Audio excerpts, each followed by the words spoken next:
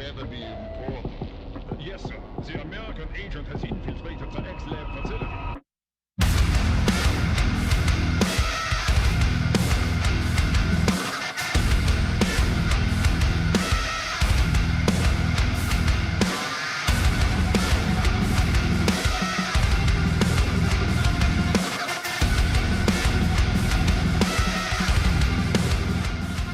Well, I hope it works. Welcome back to the Funker 530 Combat Footage Review. My name's Ronnie. I'll be your host, and I don't know how to work my audio, but do me a favor, tap on the like button, drop a comment in the chat. We're back. Here we go. What's up?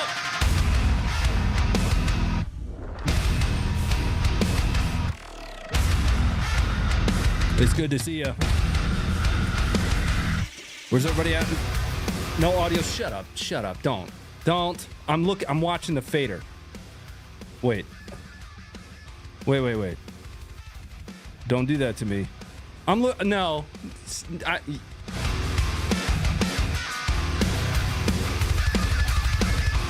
it. What's up? Coming. Hello from Germany. What's going on? Norway, Canada. What's up? Quebec. Is it Quebec or Quebec? I don't care. I would like to know for my own sake. London, England, what's up? Michigan, Indy, Brazil, what's going on? Waterloo, Iowa. That's a new one. Quebec, Quebec, Pan. I think I can. Can anybody help with the Pan issue? Tasmania. Like the Tasmanian Devil. I used to have this Tasmanian Devil poster when I was a kid. It was from like the Space Jam. He was in his Space Jam get up, whatever. I hope everybody had a safe and happy Halloween. Spooky time, if you will. We've got another show for you tonight full of combat footage. I'll give you the disclaimer out of the gate at the front of the show tonight, but also just like normal, probably update you guys throughout. We will see some spicy stuff. War will happen tonight on the show, and we're going to talk about it. But I do need to also talk about our sponsor for tonight, and you guys are familiar with Venture Surplus, but it's important for me to note that there's one thing very specifically that they wanted me to tell you about, and that is that you should be prepared by having storage of food. Specifically, what I have here as examples is beef shredded in barbecue sauce. Oof. These are MREs. Most of you guys should be familiar with these, at least those that were, in the service or are service members, veterans, even some active duty out there in the chat.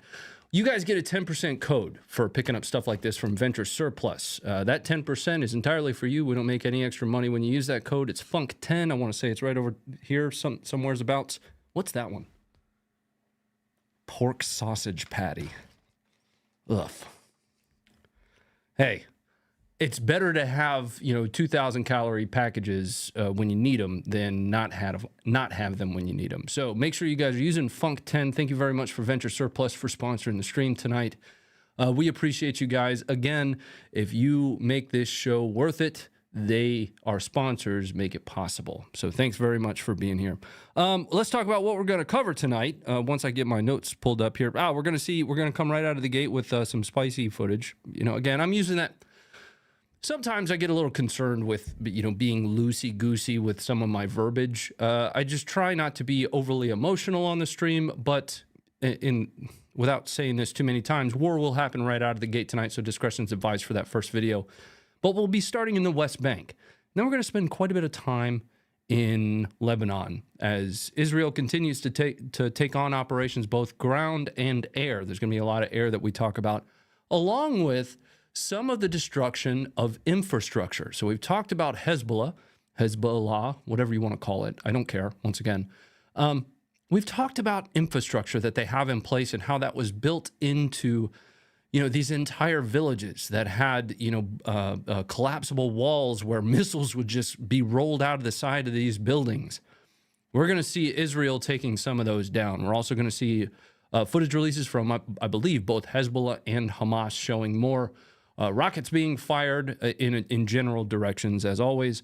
And then we'll shift into a little bit of an around the world segment where I have some archival footage of Bradley's, the Bradley tank, in Fallujah. Actually, that was one that was making its rounds, and I do believe we already have it on the website, but it's always good to show you guys, you know, those early days in Fallujah, extremely kinetic stuff. Some of our team members were actually a part of that 03, 04 timeframe. Then we'll get into Ukraine, but let's get started.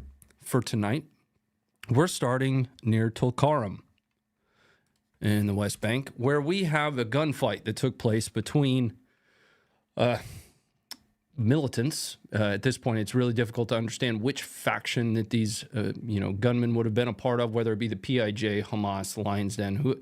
There are numerous, but gunmen, at least one, that is tracked by Israeli air. That footage is coming up for you guys now. Pay close attention. We're kind of looking through a potato here, because if you blink, you're going to miss it. So here's your gunman in the red circle. Thank you to the IDF for providing us that additional fidelity. Pay very close attention to the, what you're seeing is the gas coming out. So Israeli air, a drone in this instance, follows him, and he no longer does what he's doing.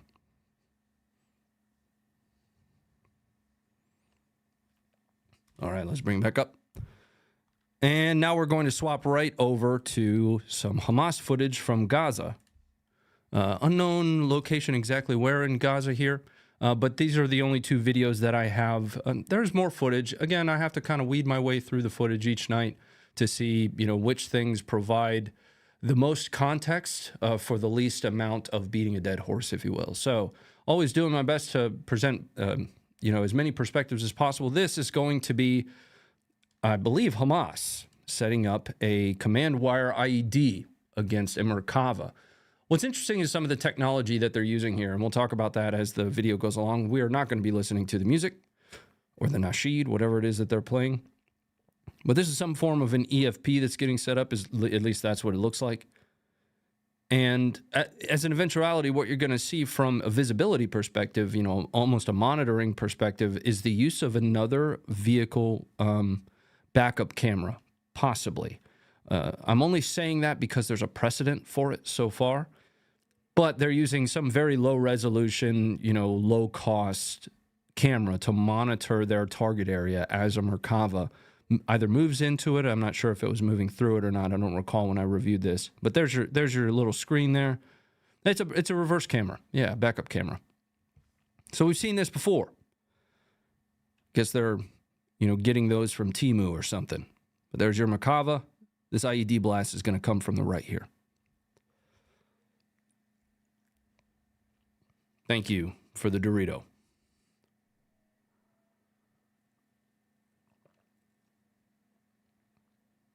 I think we still have music playing in the background as well.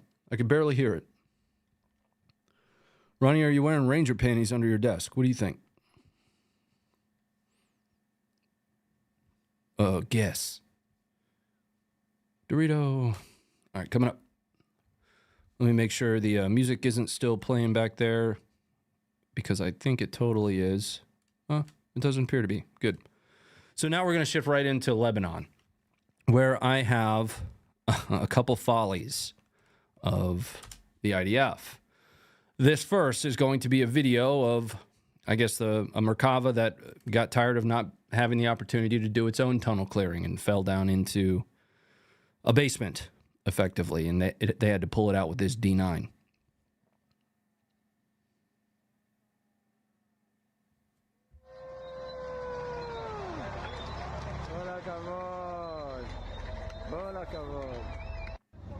And they got it out.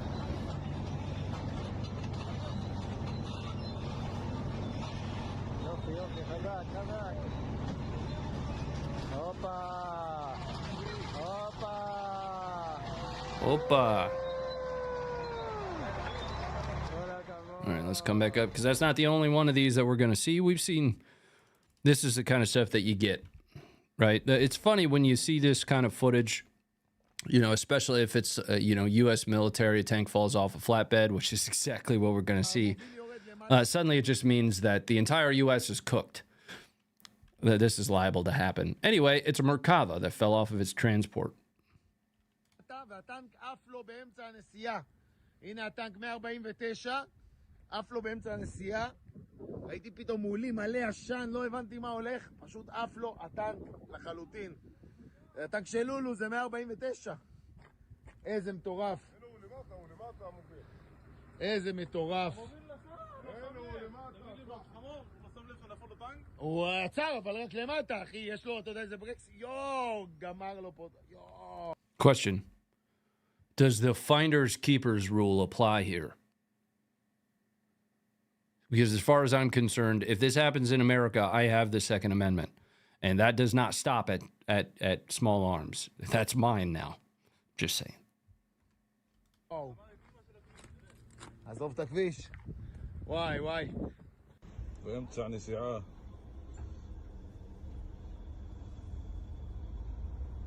יד המוביל. Now you're going to see the transport that it fell off of down here. كان طاير اخو الشلن قدامي كنت ماشي وراه. אני בן... All right, let's come back up. Now we've got kind of a little contextual story to wrap around here with multiple videos. A series of strikes in the Beirut suburb of Dania started with the IDF requesting that people leave certain areas of Dania. الله طلع العالم كلها طلعان كله مخيم ويطلعوا جسر المطار والمخيم لا حول ولا قوة إلا بالله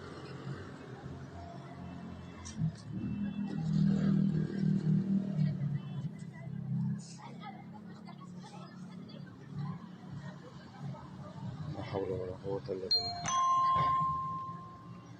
All right, let's come back up. Battle Chemist, I see your comment. We can legally own active tanks with an NFA destructive... Yeah, well, the NFA is bullshit. So anyway, after they requested that everybody leave, the reason they did that is because airstrikes were about to hit. And that's exactly what happened.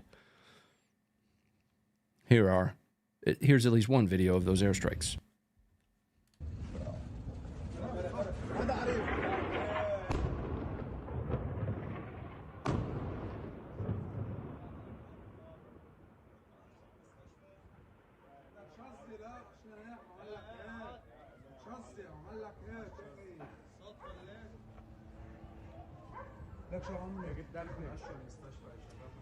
والله العظيم مش مستشفى.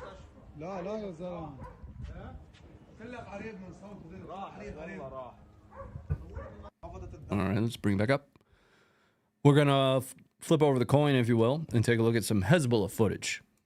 Some of those rocket launches that continue to take place right underneath of UNIFIL's nose.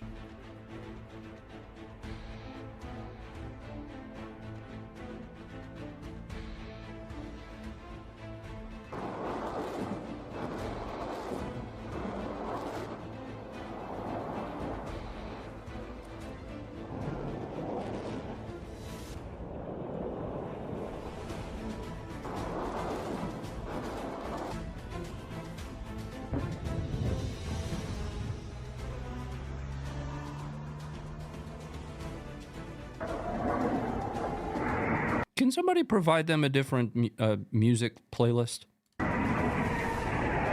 At this point, I know this song by heart.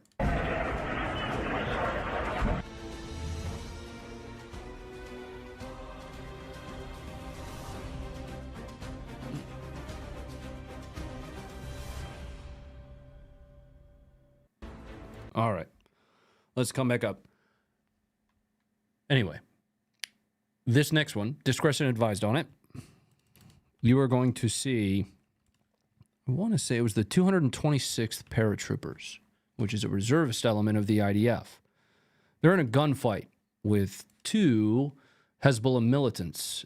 Don't have a great location for this in Lebanon. I just know that it happened in Lebanon. Here's the footage. Discretion advised.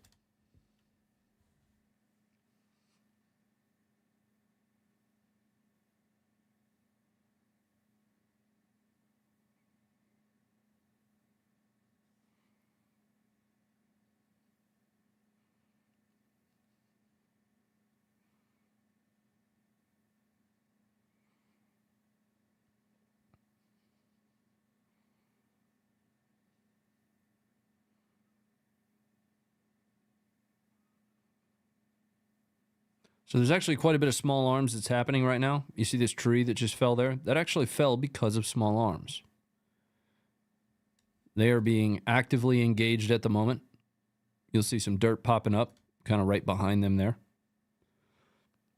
So probably, multiple, machine gun positions, riflemen out this way kind of engaging their direction right now.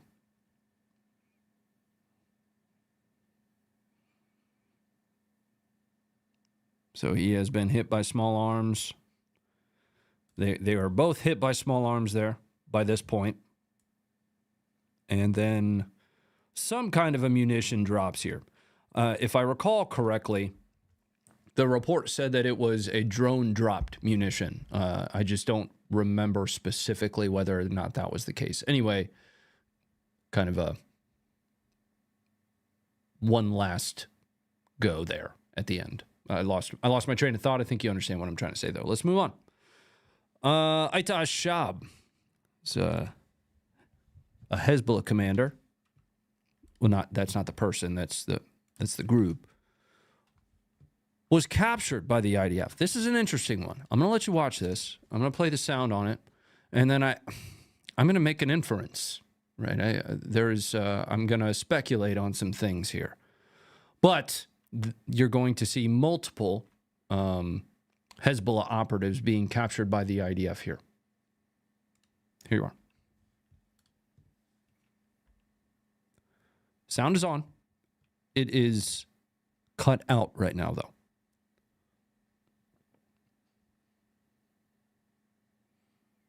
نمرة اثنين يلا تعالون. أول واحد تعالون شوية شوية شوية شوية. وقف اقعد الأرض ارجع. Sound goes out again.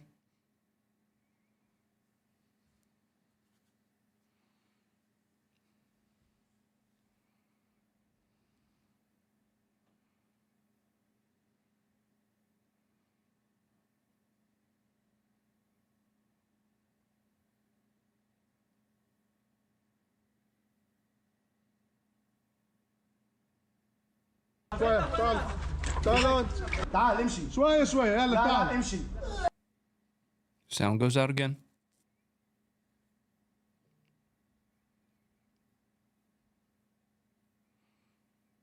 تعال تعال تعال معي. كمان تعال.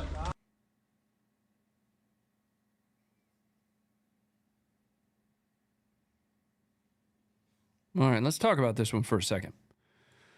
Because I think I know why they cut out the sound. Here's what I think is happening here. So as these guys are coming out, they're heaving. Those of you that are military in the chat and have been through the gas chamber know exactly what you're looking at here. I think that these guys are gassed, right? Now, you can look at that whichever way that you'd like. There are a couple different Geneva protocols that would apply to something like this, theoretically. Give me a second. Just shut up. Just give me a second. Those would be the Geneva Protocol in 1925. You would have the Biological Weapons Convention in 1975 and the Chemical Weapons Convention of 1997. Here's the deal. I'm not going to tell you one way or another. I'm just trying to give you the context of why I think they cut out the sound here. Technically speaking, the use of riot control agents in an act of war, in waging warfare, is a war crime.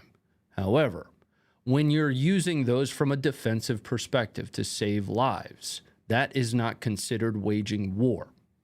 Okay? There is a stark difference between those two things. For example, had they, and I'm thinking out loud here, right? So I'm not briefing you on something, I'm not stating something or giving you a claim. These are my thoughts. Had they used that riot control agent, which we don't have any evidence that they do, other than these guys coughing out their lungs and, spitting all over the place, looking exactly like I did coming out of the gas chamber. Had they used that riot control agent to essentially incapacitate these dudes, come in, guns blazing, and take them all out, that would be waging war using chemical weapons. To use it to incapacitate them, to keep you from having to kill them so you can capture them, that would be a defensive use, according to some interpretations. I'm going to leave you with that. But that's why I believe that they cut the sound out here to keep people from hearing all the coughing and the spitting and the dry heaving. Just being honest with what I think here. Let's move on. Wrong button. You can't use tear gas in war. No, you cannot. Not from an offensive waging war perspective. No. Yes. Yeah. Asphyxiating agents. In Tyre or Tyre, I've heard that both. Tyre and Tyre, former Crusader stronghold. Massive Israeli airstrike here. This one's drawing up a little bit of controversy. I'm going to show you the video. I'm going to explain the controversy to you. I don't necessarily have a take one way or another. Again, I'm here to just try and present the information for you. But here it is.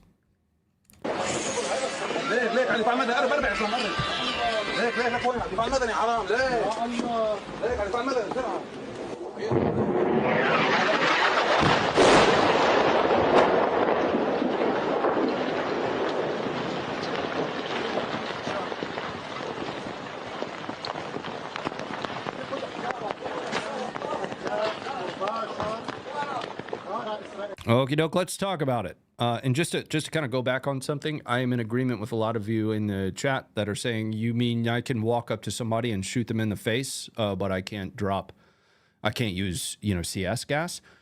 Correct. I've said this before, and people kind of yell at me each time I do. War crime is subjective, and it's entirely dependent upon the moral compass and the culture surrounding the interpretation of it. Just going to put that out there.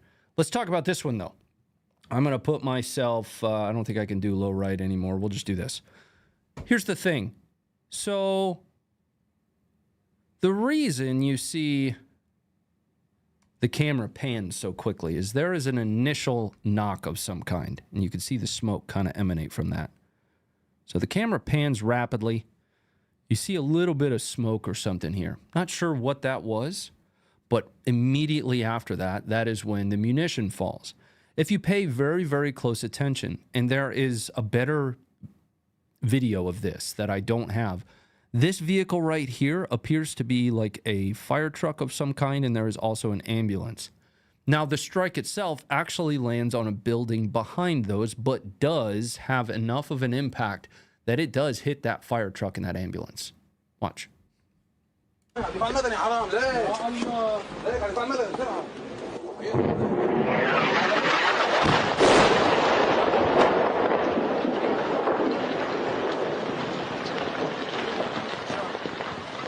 Now, when I say hit, I mean it's just pretty damn close. A lot of people pointed this and said, something akin to Israel is purposefully targeting fire trucks. The strike lands on the building behind it, which at one point was a cafe. I don't know what it is these days. I don't know what it is since the last time it was logged, what the business was in that location. Just giving you the context.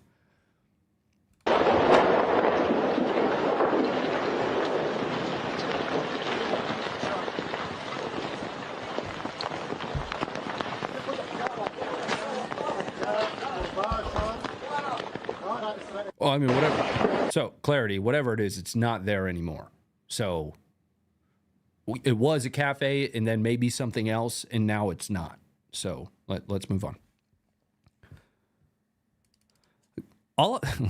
Sometimes I hate my notes, and I want to show you this. This is the next video I have for us. It just says another here. What does that even mean? Ugh. All right. Anyway, another here, except I have a geolocation for it. So let's head to Google Earth. I'm hovering over Ukraine at the moment, but we want to go here. This is Tyre. Anyway, this is the location of this strike. And it's part of a series. If I could plot all of these, it would just look like polka dots all through the city here. And we will see a compilation video showing multiple impacts throughout this area. But first, I want to say this one is, yeah, looks like CCTV camera.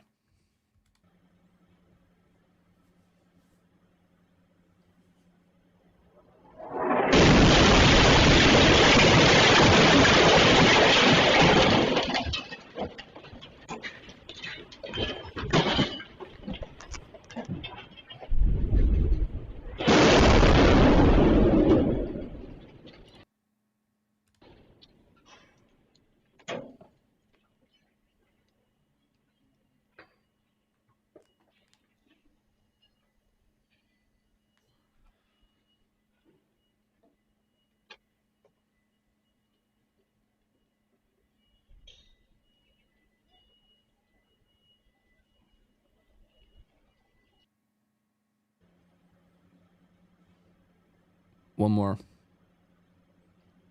I want to actually listen to it.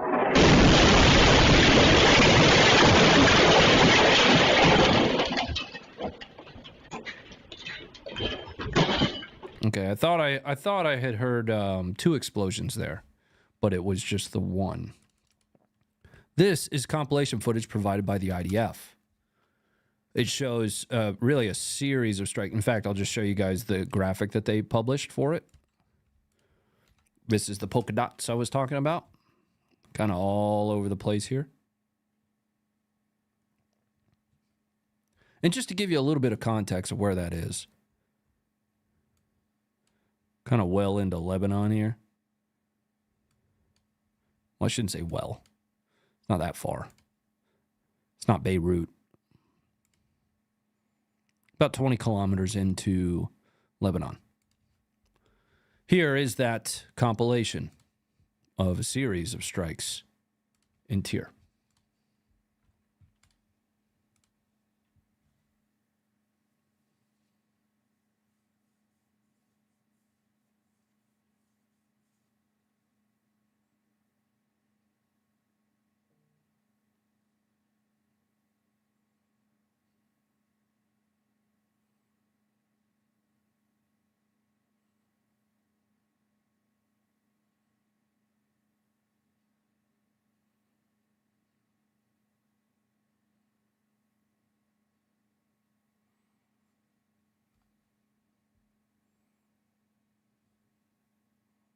Or are we watching this through a second time? I'm sorry, I was reading the chat. Okay, what do we have next? So we talked about some demo. And we talked about infrastructure. We've covered this before. There was footage that was published that showed an airstrike on a building immediately, soon after a wall had been knocked down and a missile was being rolled out of it, if you recall that show. Well, presumably, along those same lines, Israel has started conducting very, very large demolition operations in multiple locations throughout southern Lebanon. When I say very large, I mean they are removing, actually this time, not one by one, just in one swath, entire blocks.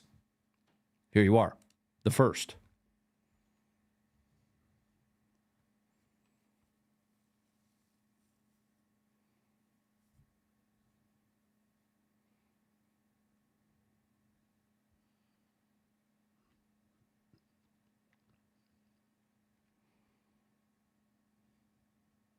Okay. There's a bunch of these. We have a lot of them. The next.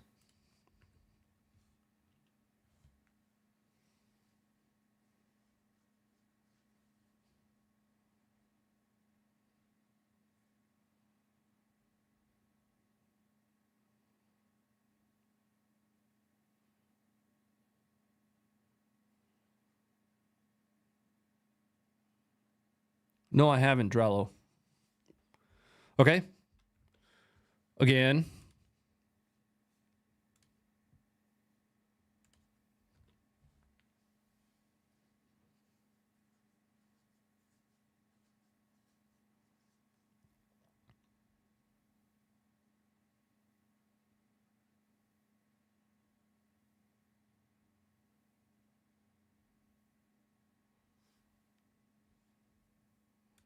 Okay. We're not done. Another.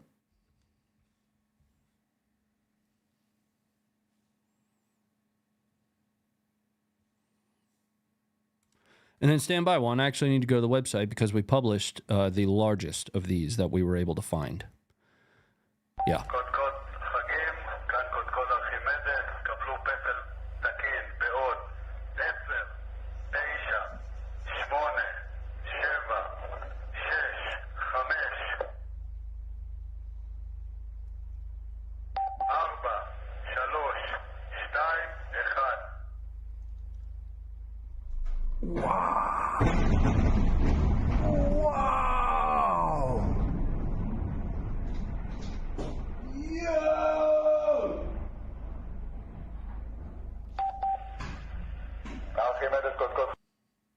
All right, let's bring it back up. Somebody said in the chat, these look like prepared demolitions. They are. And I'm going to show you an example from the IDF's perspective here on the ground as they're essentially clacking it off. Video's coming up for you guys now.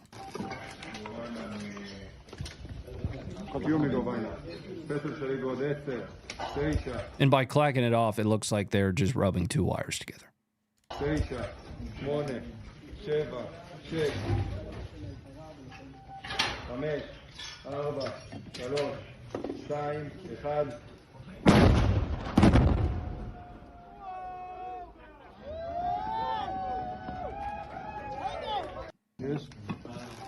Like actually rubbing two wires together here. Imagine for a moment. Never mind. Let's move on. Discretion advised. One of the last videos that I have for you out of the Near East, the Levant, is technically drone warfare. Just depends on how you look at it. This is a Hezbollah drone, and it is going home to its operator. So the operator just snags his drone here. He's got it in hand.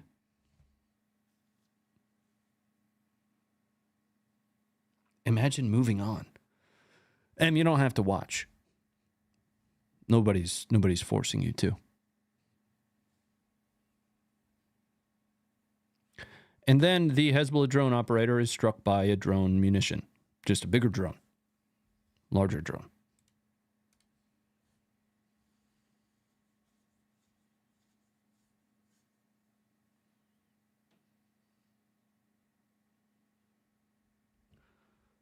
John Ryan, I'm happy to talk about that when we get to the Ukraine section. It's pronounced Quebec, not Quebec. Okay. Thank you.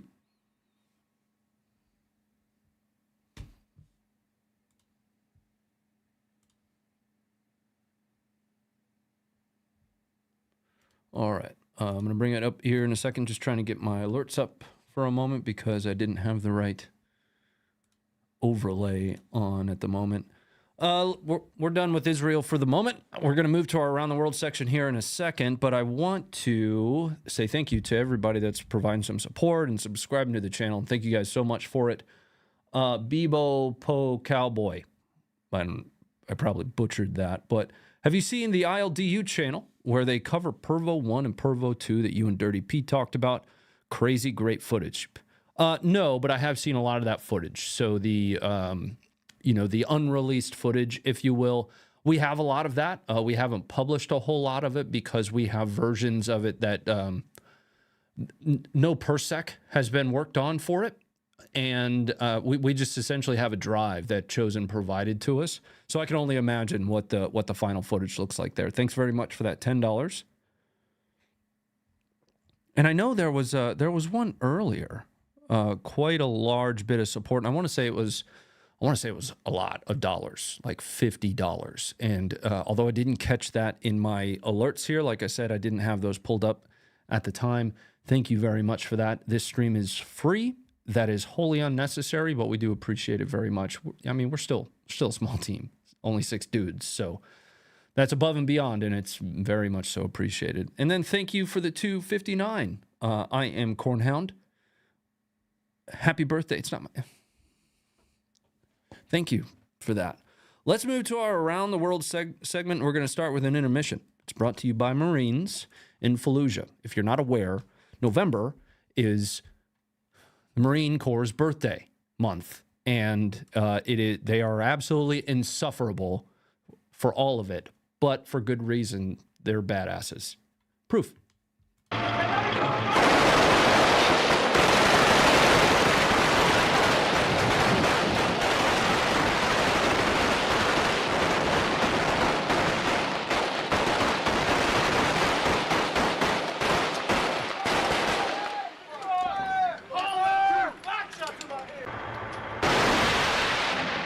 And that was a Bradley Toe. I do want to call out this homeboy, though. This gangster, while everybody has this guy right here. Everybody's got their machine guns, and homeboy's out here with a shotgun. Just banging alongside him.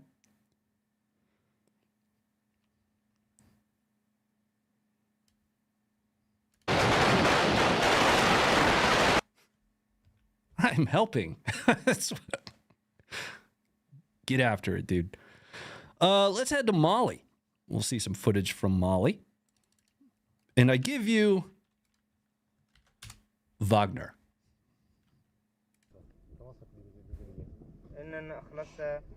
Oh, no. You can't miss it all.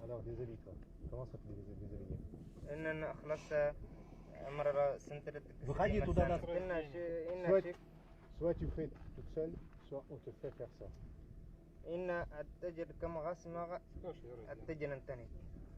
Parce que voilà ce qu'on va faire. On va te faire des éveillés, ok? On va te faire sortir et toutes les femmes, toutes les autres femmes, elles vont voir que tu fais sortir tout de suite. Hein? Il demandait de quoi veut dire. Assistant comme de cette dernière zone ou awati l'andraka. Оружие, форма. Боеприпасы. Que je ne sais rien, c'est pour cela que je n'ai rien dit. On va inviter toutes les femmes ici et toi tu vas sortir toutes les femmes. خلاص كسا إن نمرة شماش أستفار ده سنة سلام. استمغرب.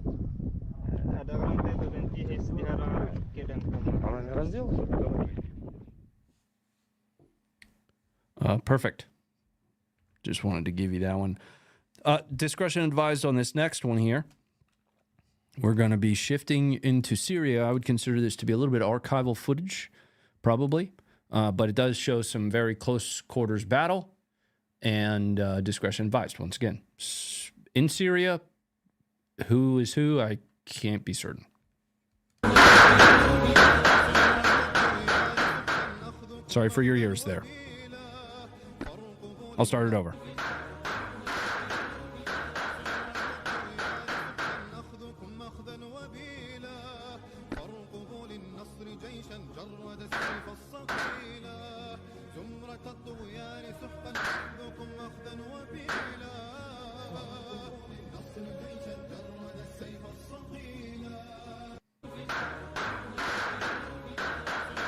Had this dude just kind of committed here? Right there?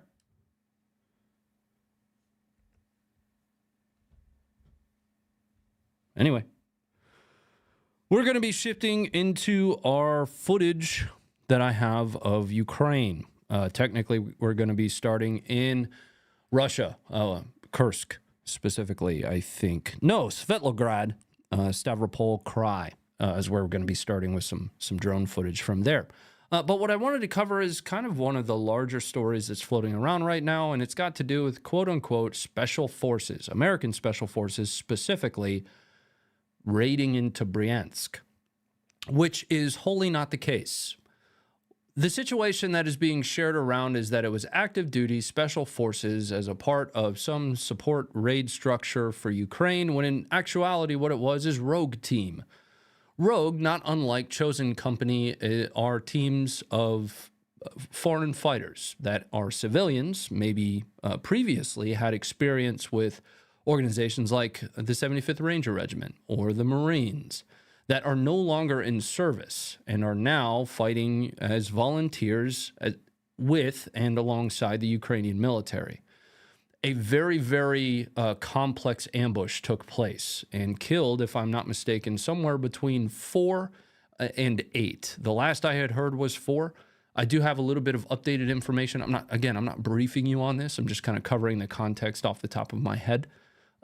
We do have a longer write-up on our Twitter about this.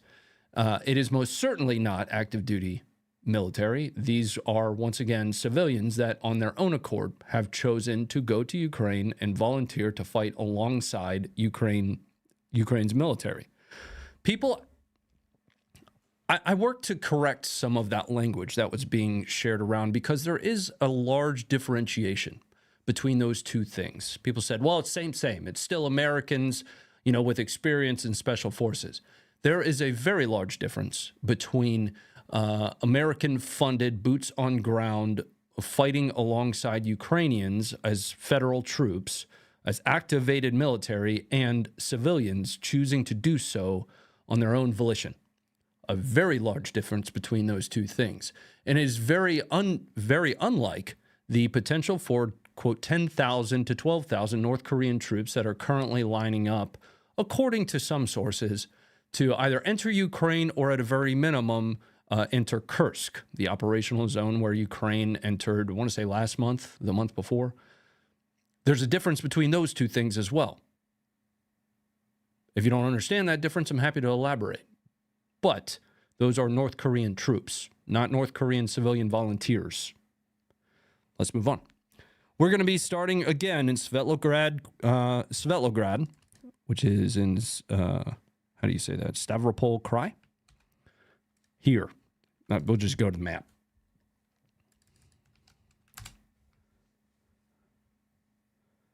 Right there.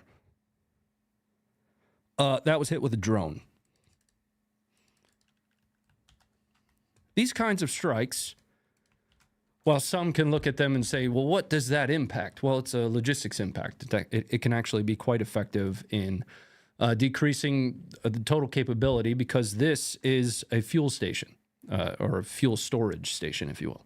Here's the footage.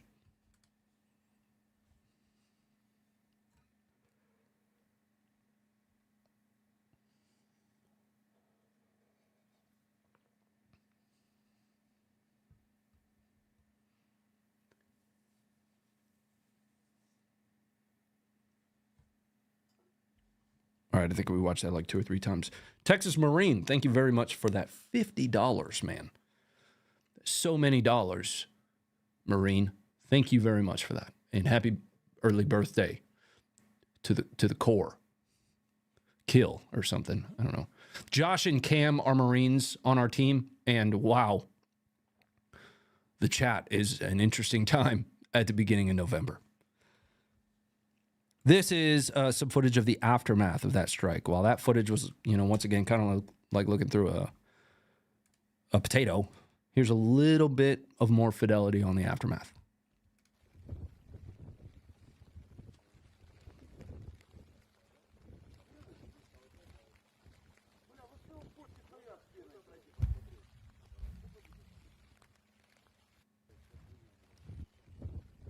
All right, coming back up. Now let's head into Kursk. Here's the thing. Last week I showed you guys some footage of a Bradley and reportedly an Abrams bouncing around in Kursk. And I don't know if it was the long version or if it was the short version. I think it was just the short version, but we do have a longer version of that video, which I may have showed you last week, but we're going to watch it again because I like the Bradley a lot. Anyway, I also have the location context of this footage. This next video takes place here. This will also give you some understanding of where it is from, a forward line of troops perspective. So we are in that western, additional operational zone that Ukraine opened up. So this Bradley is going to kind of bang on this tree line here. Again, I might have showed you this one. We're going to watch it again, if I did. I think I showed you the short version, though. I don't know. Here you are.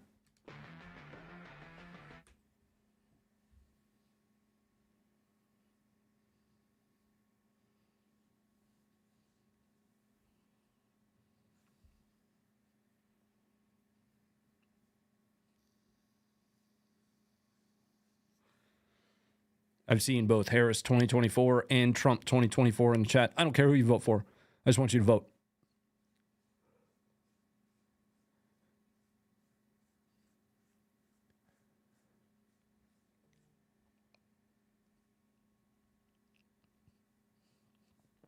Sexy tripod, Ronnie. That tripod is from Two Vets Tripods. Two Vets Sporting Goods. Very good friends of ours.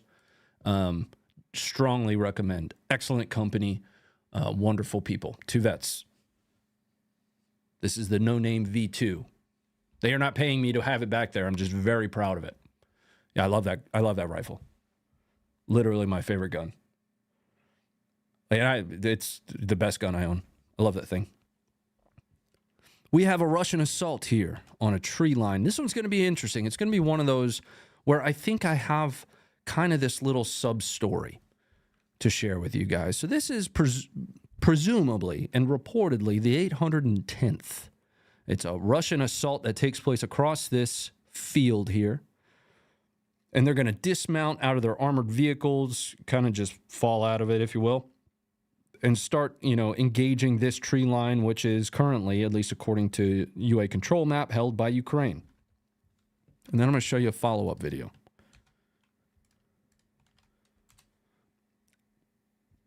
We'll talk about it in a second. Here's this Russian assault on Ukrainian positions. Words are hard.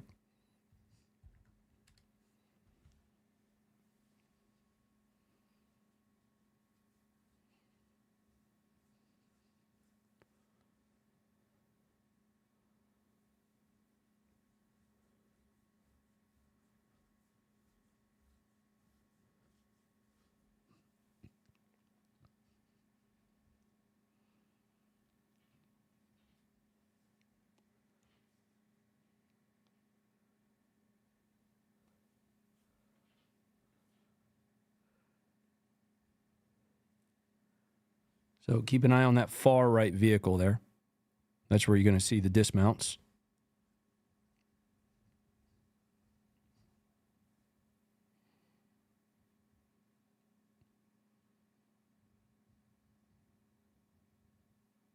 Four total?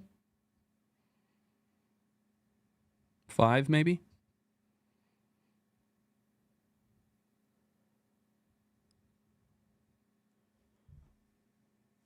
Oh, and then there's more dismounts there from the middle vehicle and then from the last as well. So they each kind of dropped off their infantry, and now I wish it didn't end here. Now they all kind of start unassing where they are. I don't know if from a firepower perspective, I don't know what's banging back at them from this Ukrainian tree line. Something has to be for them to be turning around and going the other direction. Here's an interesting video that I came across, and I otherwise wasn't going to show you this one. There's no combat in this video. I like to show combat. This is the combat footage show, not necessarily the war context show. I am not a news anchor. I'm here to show you footage. But when we have additional context with what I'm about to show you to something this easy to tie together, I can't not show you this. Here is another video. I'm just going to show it to you. It explains itself. 27 октября 2024 года мы, солдаты 382-го отдельного батальона морской пехоты 810-й бригады роты ШР, мы сообщаем, что нас направляет на убой, как пушечное мясо, на укрепленные пулеметные доты противника в лобовое столкновение. Перед нами была поставлена задача выявить противника на определенных точках и, не вступая в контактный бой, отойти и сообщить командиру. Мы эту задачу выполнили. Но командиры приказали идти в лобовое столкновение на эти укрепленные пулеметные доты, где противник многократно превосходил в количестве. Нас было 4 группы, по 4 человека. 2 группы перестали существовать. Мы, оставшиеся 2 группы в количестве 7 человек решили, что мы не пойдем, как пушечное мясо, на убой. И такие приказы были не первый раз.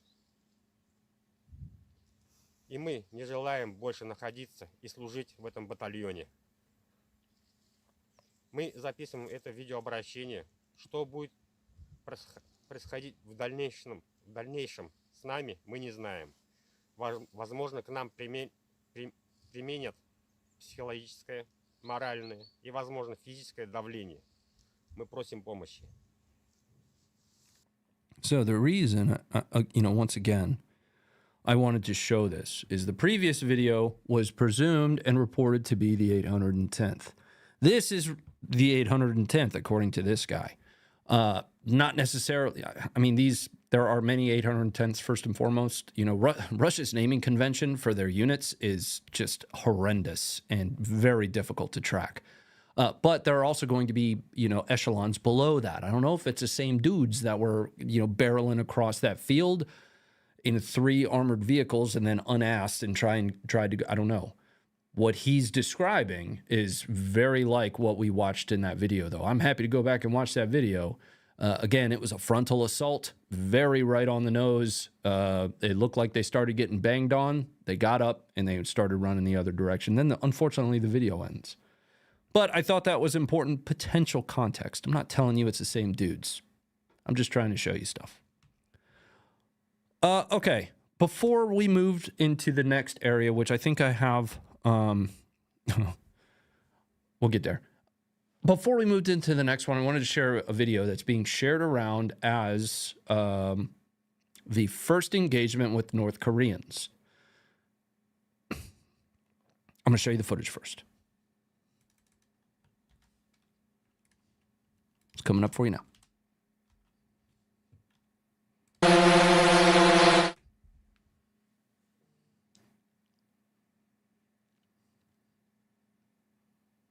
Do all your mods have TDS? I would be surprised if any of them, I don't want to speak for them, but I would be surprised if any of them weren't voting for Trump. Just nobody gives a shit about politics here. We're here to cover war.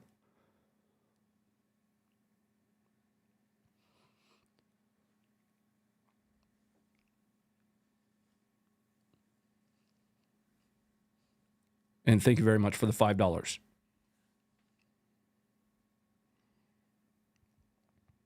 Okay, so let's talk about this one. Overwhelming likelihood that we are not looking at anywhere that North Korea could have been reported to be right now. There are a couple things going both for and against that argument, and these are subjective arguments. It's logical more than it is. I can't prove one way or another. But I'll give you the one that makes it kind of go for the argument that they are North Koreans. I don't think they are, but here is one side of that coin. They have absolutely no idea what to do with the drone over the head. If those were Russians, they would be unassing that spot immediately. I mean immediately, because they know that when you've got a robot bird floating above your head, it's about to drop explodey bits on you. That said, that environment does not look anything like, from the color of the soil to the vegetation, does not look anything like Ukraine.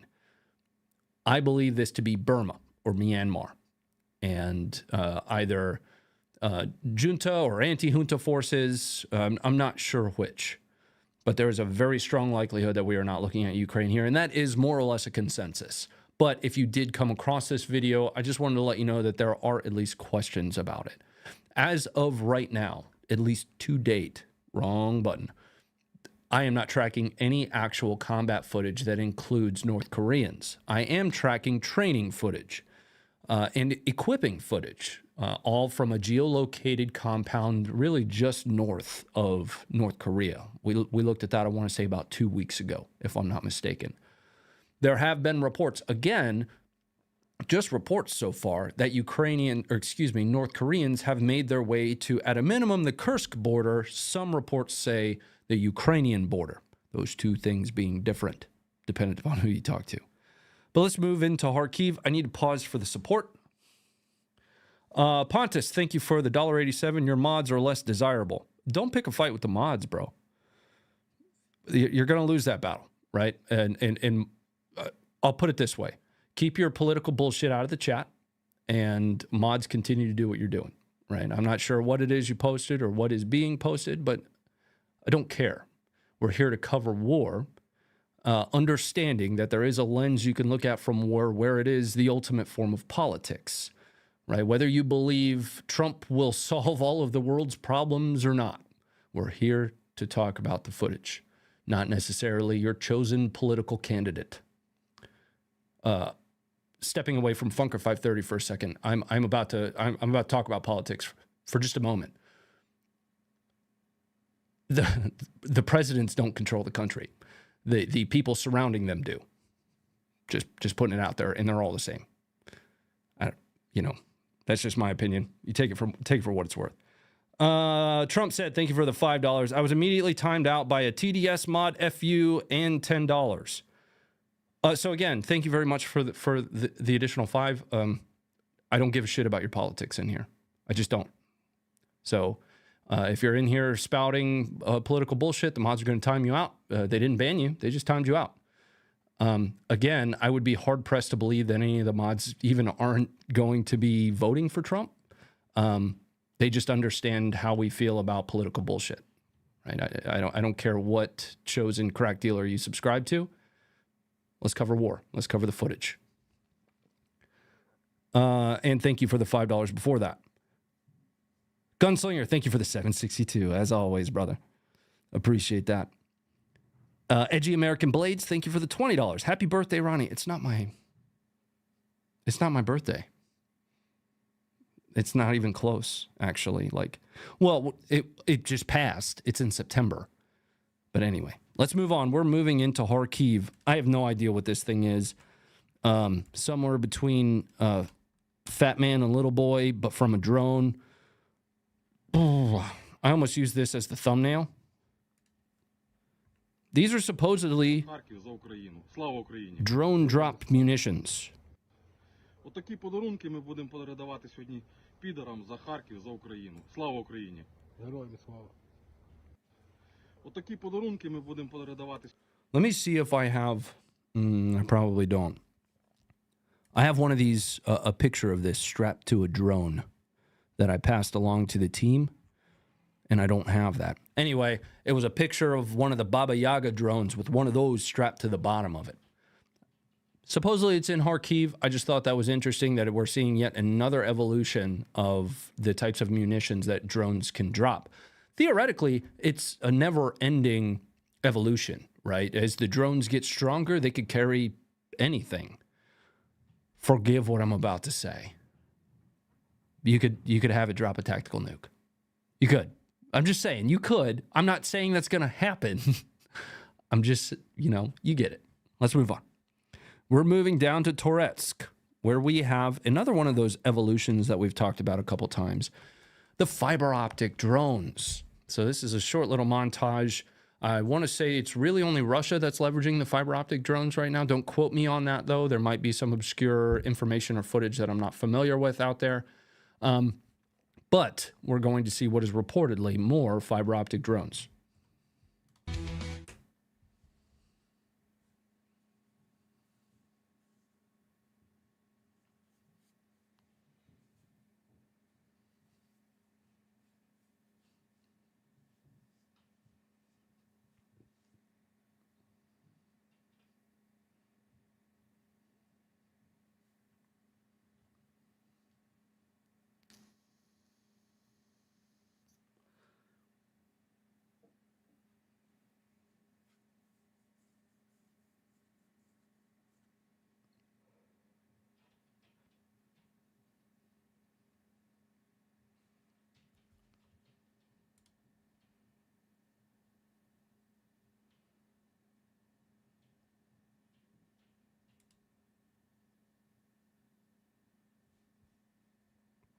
All right, let's bring back up. I was reading through the chat there. I will put this bad boy in member-only mode. Just saying. Let's move on, though. I'm going to show you this video, and then I think later on I have some other, what I think to be relevant footage This is in Toretsk, which was where the last video I just showed you was. This is in Toretsk as well, and it's going to show the demolition of a very large building that was reported to have Russians still inside of it. Now, the knee-jerk reaction from a lot of people is bullshit for no reason, right? Let's think about this logically for a second. Out of everything around it, this is one of the only remaining standing buildings. If I am Russia and I hold this ground, where am I going to put my personnel? I'm going to put them in that building.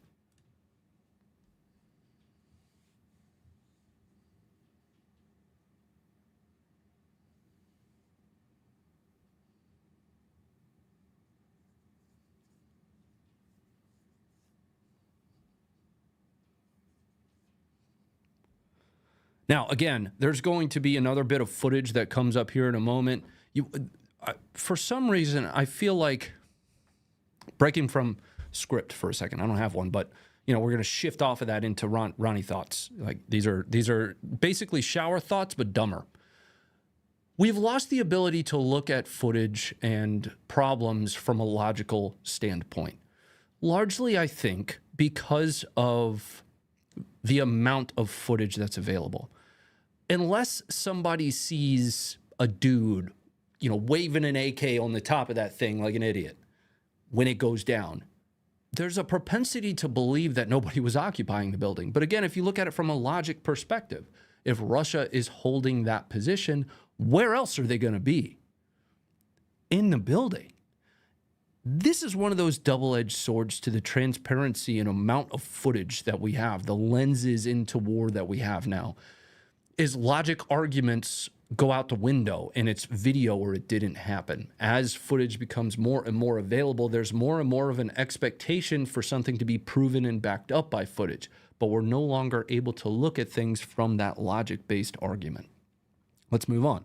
We're moving into Pokrovsk, at least the area of Pokrovsk, where Russia has continued to gain some ground. And this first bit of footage is going to take place here. Earlier, we watched a Russian assault on Ukrainian positions. The note I have for this one is that it is a Ukrainian assault on Russian positions. That footage is coming up for you now.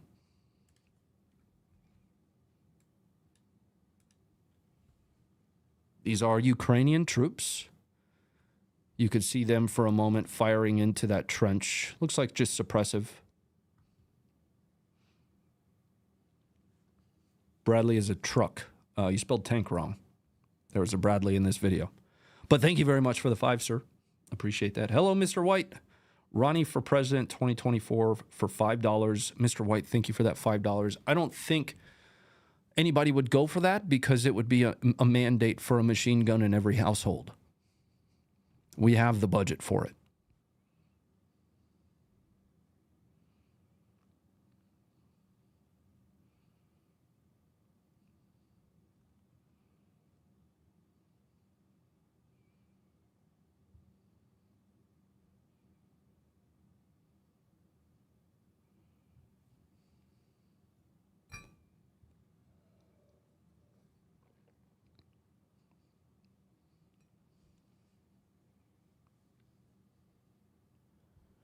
All right, let's move up.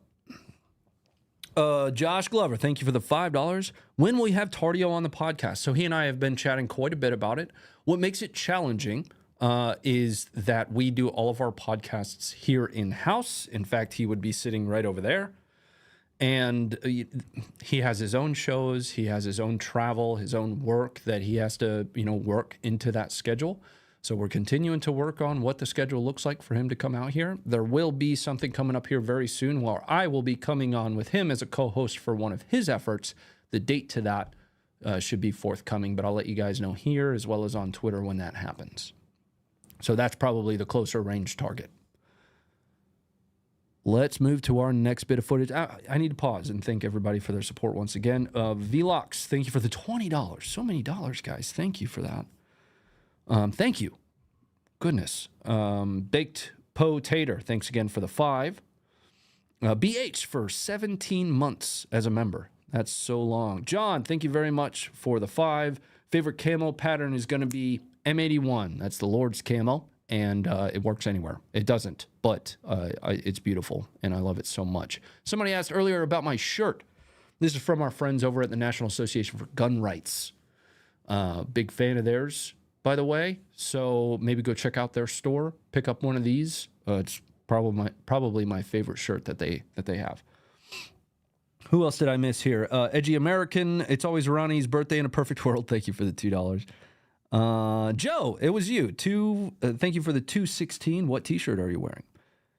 And Trump said for the $5. I care what's being said. Trump said he'd fix the VA. Why are you yelling at me?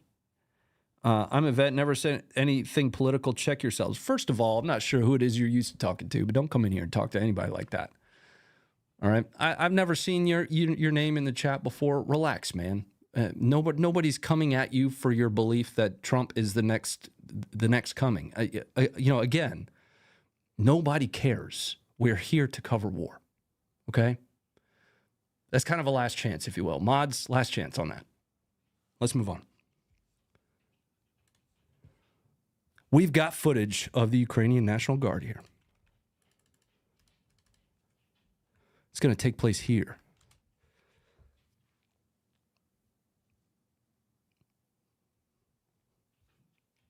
This is going to be a Ukrainian BTR-4E. I'd never heard of that before, but it's going to be rolling through and banging at close range along this street. Footage is coming up for you here in a moment.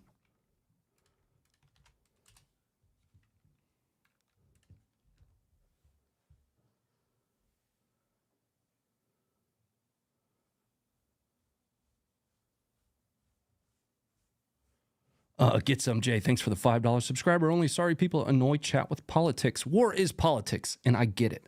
And it's a tall order to ask people to kind of separate themselves from the politics of war. But that's what we have to do. Because Funker 530 is not here to appeal to one demographic, one, user base. That's not what we want to do. Right? As individuals, to be honest with you, I probably agree more with Trump. What's his name? I already forgot. Trump said. I probably agree with more of what Trump said than he would believe. But here is not the place for it. It's just not.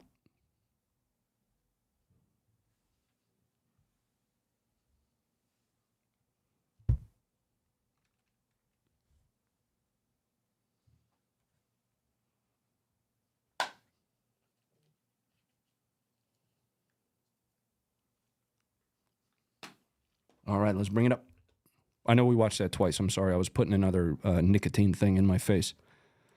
So earlier I showed you a Merkava that had made its way into a basement.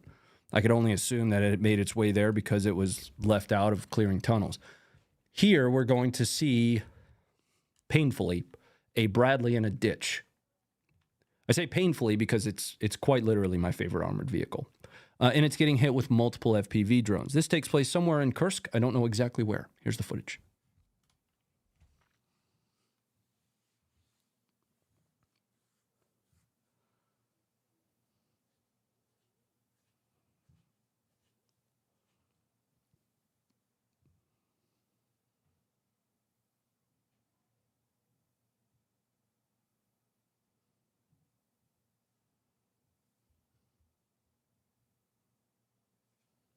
I think we watched it a couple times. Once again, I keep getting enveloped in the chat tonight. Which is what this stream is for. There's a reason that I don't have like a written out thing to say for every video or anything along those lines. The focus, and it might be bad, like that. Maybe this sucks. I don't know. But the idea behind this is that it's really a communication type thing where we're presenting the footage that we saw. We're doing our best to not even have some semblance of false neutrality. So false neutrality is a big problem, especially with respect to the war in Ukraine, wherein people say, "Well, it doesn't impact me one way or another." Any peer v peer conflict and war is going to have a very large impact on anybody's way of life across the globe, whether you live in South Africa or you live in Alaska, because the world isn't that big. When it comes to this neutrality and objectivity, what matters more to me is that we're ingesting first and digesting the footage, right? I do have personal perspectives on the war in Ukraine. I've talked about those numerous times. But each individual bit of footage, what matters more to me is that we are ingesting that as its own lens into that place in time and space at just the individual footage. Now we can draw these more broad ideas, or ideas isn't the right word. A broader understanding on the conflict as a whole, on the war as a whole, no matter what war it is that we're talking about, across the baseline. But the presentation here on the show is very much so single lens into a single time and space. There are others that are covering, what's the strategic impact of this Bradley being in a ditch? More power to them. Let them do it. I don't have a whole lot of time to watch that stuff. But that's for them to do, not for us. We're here to cover the footage, to see the footage, and the community here around Funker 530 is used to focusing on the footage. Let's move on. Kurakova, one of those self-contained little stories once again. We are going to have Russia conditioning the environment with TOS-1A.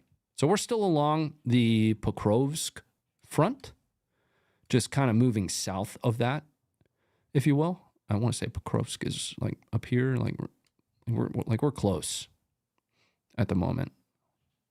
Yeah. So this is Pokrovsk, and then we are in Kurakova. Where did my dot go? I'm too stupid to do this on the fly. There we go. So these TOS-1A strikes are going to be hammering this spot right here. And then I'm going to have some follow-up footage. So what you do when you condition an environment using fires is you typically then exploit that conditioning with an assault. That's exactly what's going to happen. But first, the strikes. Here comes that footage. Now.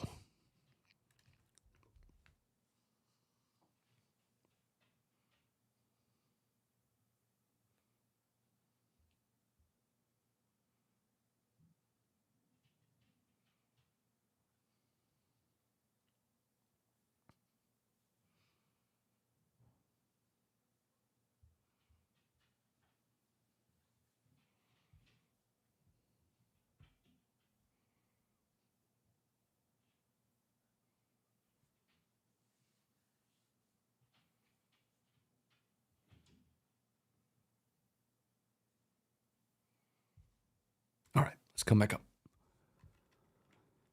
Now, what followed that, and we have to actually, excuse me, this is one of those compilations of drone strikes, but I'm going to point out a very specific spot of it. Second 38 to 37 to 48. And we need to pay attention to that location, because if I pull this screen back up, from 37 seconds to 48 seconds of the next video, that's going to take place just off screen to the right here. We'll pull up the map and I'll show you that. This is all going to get, a bow is going to be wrapped around this one here in a second. I'll show you on the map here. So what you don't see is the dragon's teeth. That will all make sense in a second. But those TOS strikes we just watched took place here, with Ukrainian held positions over this way, Russia off to the right here. The next two videos are going to take place effectively right here. First, 37 to 48 seconds. Commit that.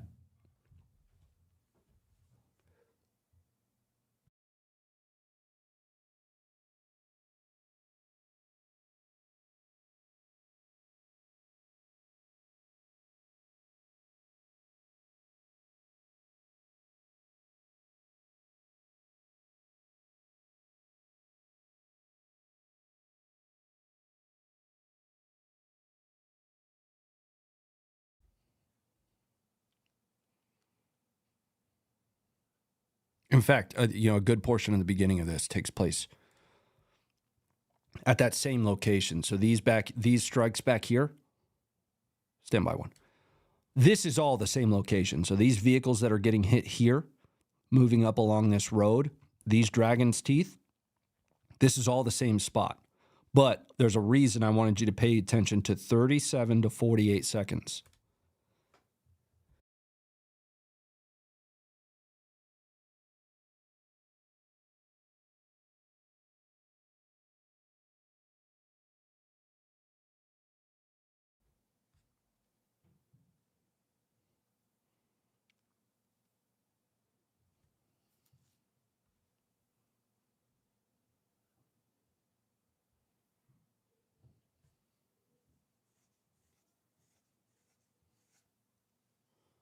So this tank is getting bonked on at the moment, just continuously bonked on.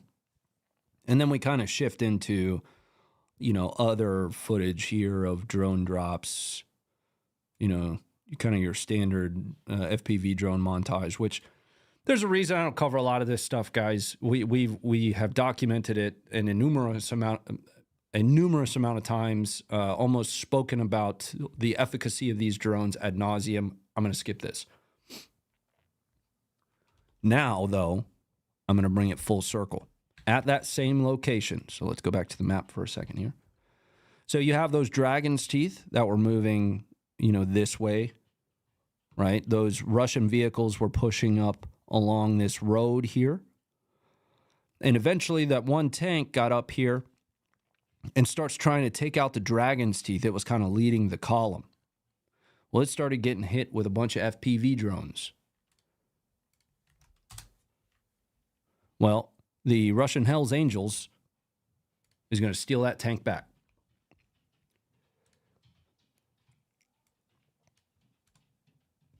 Or, I don't know, there's like this dude on a dirt bike dropped off another guy, and then they're going to steal the tank back.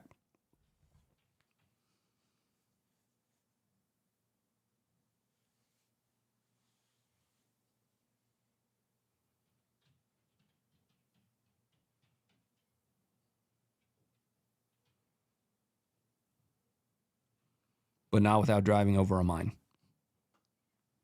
It's coming up here in a second.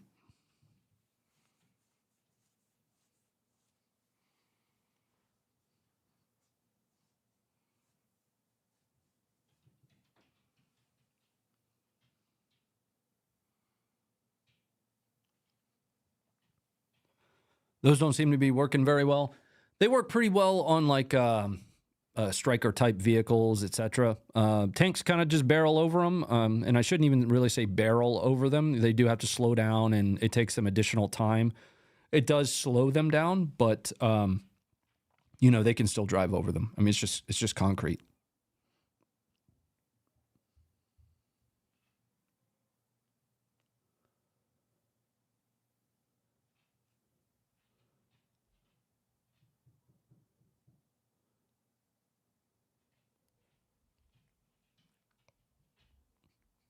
Note the dirt bike.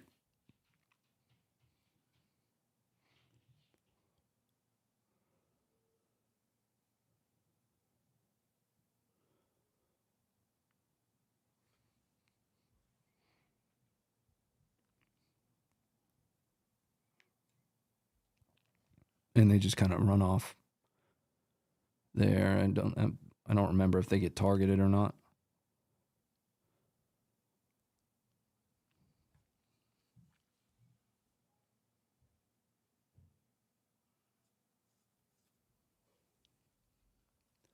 They are prepared positions, so Ukraine's been falling back to these positions is what I take from it. Yes, from a prepared positions perspective, so here's where I will, again, break from the script. There have been, you know, quite a few prominent foreign volunteers that have spoken quite a bit lately about the lack of prepared fighting positions for Ukraine to fall back to.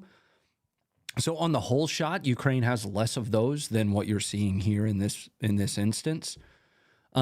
But something to pay very attention to are those people that were in Ukraine, not necessarily your favorite anonymous Twitter account or talking head that has a podcast, me included, that can provide that additional almost broad scale perspective, if you will. So there are we have video evidence of some of these prepared positions for Ukraine to essentially, use to fall back to, but across a scale, there are less of those than you might think, especially in that sector, if I understand correctly. Don't quote me on it. Again, I'm not your news anchor. You clip it if you want to. It's just, I'm giving you my disclaimer. Let's move on. All right, this is the second time in like 30 days I've seen a video like this. And I don't really know what to say, because I didn't think that this would be something that we would have this much footage of. Another Leroy Jenkins moment. I don't know what else to tell you.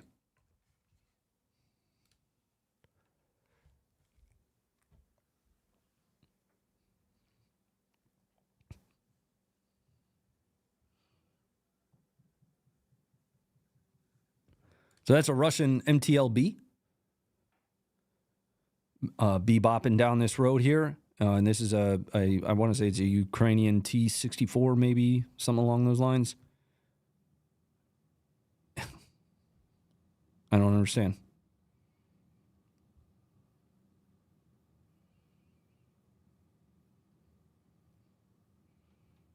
You are too close, man.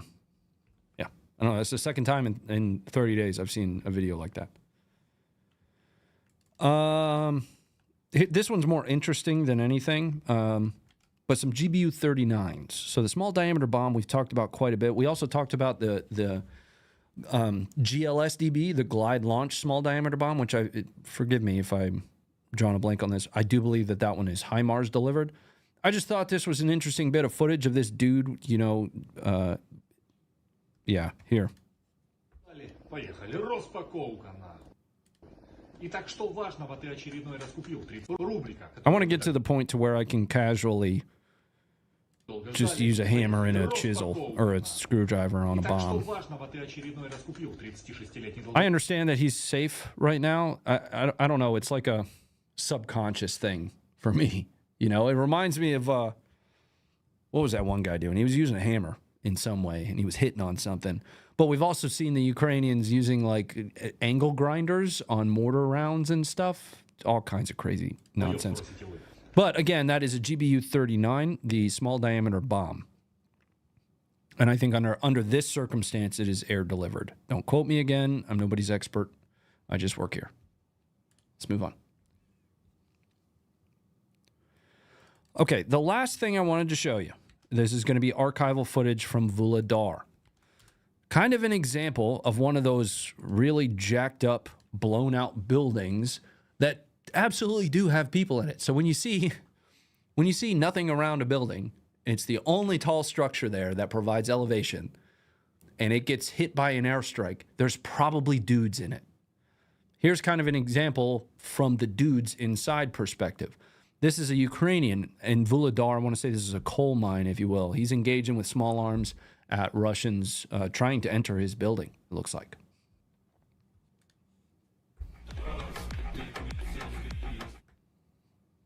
If you look closely, you can see one of them. So you got one here, and you got one right up here somewheres abouts.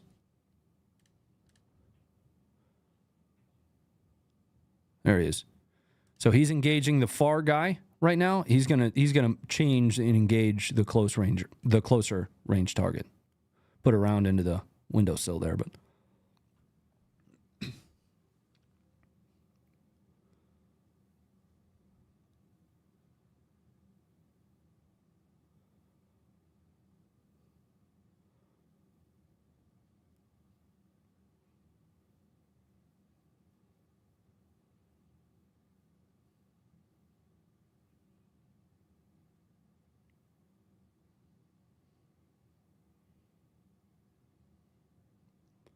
Missed? Yeah, well, the first guy is a goner.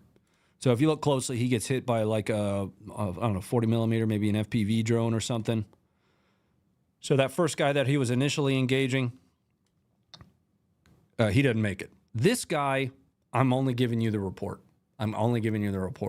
Reportedly gets killed by Ukrainian fighters that are occupying the bottom level. I don't know. It's not in the video. We'll watch it one more time, though.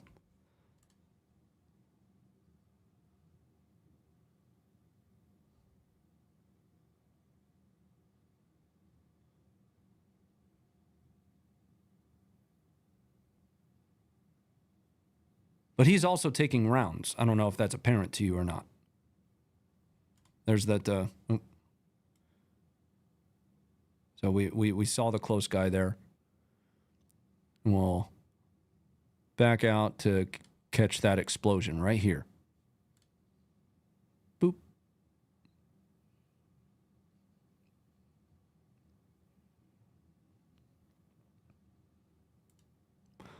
He should not miss. It's easy for you to say. And that's what I had for you guys tonight. I always have one more video, and it's a little bit of a pucker video. But thanks for being here, guys. I understand that the election's coming up. Tensions are high. You know, every election is the most important election of our lives. You know, I'll put it this way. All that matters is that you go out and vote, right? Here, I don't care. I don't care who you vote for. I don't care what your politics are. And in fact, even if we were having a private conversation, I'm probably going to attack the ideas of your politics rather than you as an individual. For some reason, we got away from attacking ideas and started attacking people based on their politics. I would rather attack the politics themselves if it were me. But we're not here to cover that stuff. We're here to cover combat footage and to give us as good of a lens into conflict and war and use of force as possible. I want to thank, first and foremost, everybody here and all of the support you guys are sending. WSELAC, thank you very much for the 20. Mosen, thank you for the $20. All Funkers use this weekend to check inventory, ammo, wood, water, food, water, etc. Always a good thing to do no matter what time of year it is. Yeah, absolutely. John, thank you for the 4 and the 5. I did read both of those. He said, why is Ronnie so political tonight? I was joking. I appreciated the joke. And last of Yahoos, thank you for the $10. Good show as always. It'll be over in 4 days unless you're going to switch to Civil War coverage. We will cover use of force footage from any perspective of every conflict you can imagine. That's what we do. That's what we're here for. We hope that 30 years from now, when you want to see footage of a dude dangling out of a window in Vuhledar, you refer back to Funker 530. We are the archive, right? Anyway, Slim T, Stalin T, thanks for the 9 months. And I do want to thank our sponsor once again. Let's check another example. Which one's this? Ugh. Our sponsor tonight, Venture Surplus, gave us a 10% off code. We've had that code for quite a while, Funk10. Speaking of being prepared, go and get yourself, they've got freeze-dried rations as well, not just meals ready to eat, the military-style ones. But this one is pizza slice, pepperoni. So use the code FUNK10 to get 10% off of your order over at Venture Surplus. It doesn't just apply to the food either. It'll apply to anything that you need from a MilSerp perspective. They have a rotating inventory. That means that the things that are in stock today aren't necessarily going to be in stock tomorrow. They don't make this stuff. They're not a manufacturer. They are military surplus. So if you happen to see that old drippy dope Vietnam era LBE, pick it up. It might not be there tomorrow. I've got one more video for you. John, thank you again. Thank you for that $20. Thanks to the team. I'm only one small part of it. And thank you very much for that. I got one more video for you. And you're either going to get this joke or you're going to think I'm an idiot, or both. It could be both. It's fine. It's fine. But I wasn't aware that Sig Sauer made rockets. It's up to you whether or not you get that. If not, you can always check out the follow-up stream where we could talk a little bit more about it. Good night. Go be great and stay informed.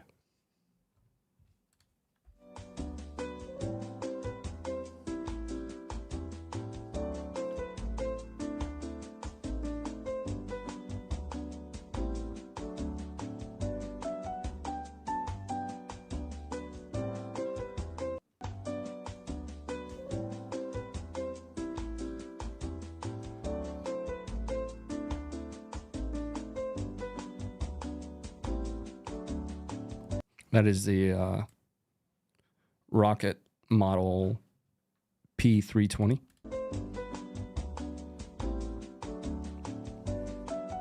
Do you guys want to know what happened? Do you want me to explain what happened, or would you rather just leave it at that? All right, we'll talk about it. All right. We'll talk about it. So here's what you have here. This is called a hang fire. A hang fire is a combination of a misfire that eventually does fire, right? So the reason you're seeing them quickly swap that out is your operator here had it on the launcher, engaged it, nothing happened. He traded it out quickly because you need some level of expedience in combat. The loader tosses it aside, but that firing sequence has already started. It could be frozen, it could be cold. Eventually, it's going to go off. It's a hang fire. So as he throws it, it isn't necessarily the bump that initiates it because there's a likelihood that it is already initiated and it's just taking a little bit longer. Some people said when we posted this to Twitter, they should have waited to 8 to 12 seconds. They are in combat. Combat expedience is necessary. That looks like they're trying to engage an armored target, presumably with that. They needed to swap it out and get one on there that was going to fire right away. He's very lucky that that didn't that wasn't pointed up about a foot, because then he would be wearing that rocket. That's what happened there. Good night.